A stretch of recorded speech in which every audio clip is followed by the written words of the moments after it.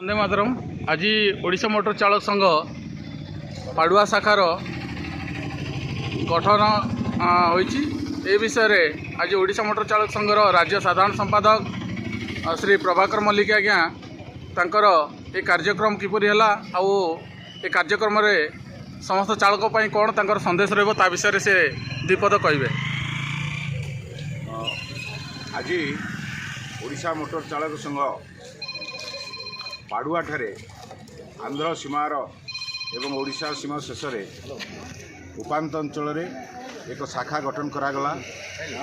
एवं एथिरे सहस्राधिक चालक भाई माने एकत्रित होई प्राय 3 किलोमीटर रास्ता पदयात्रा माध्यम एक शोभा यात्रा कले। से सड़क सुरक्षा सचेतनता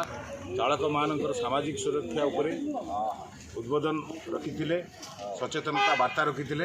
एवं ता संगे संगे आज मंचरे आमर एठिकार नमस्कार समस्ते आज तहसीलदार महोदय एवं एसडीपीओ महोदय एवं एठिकार पुलिस अधिकारी एवं मान्यगण्य व्यक्ति सरपंच समिति सदस्य गाड़ी मालिक संघर सभापति समस्ते उपस्थित रही चालक मानक एकत्रित रहिबा सुरक्षित चालक वा सुरक्षित गाड़ी चालना करने उद्देश्य मत व्यक्त रखिथिले एवं आज आमर जो भाई मैंने सब उपस्थित रही कार्यक्रम को सफल करते सड़क सुरक्षा उपर विशेष भाव में गुरुत्व प्रदान करा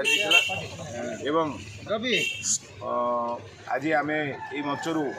चालक मानक रास्तार विभिन्न जो असुविधार सम्मुखीन होती आम मत व्यक्त रखिलु।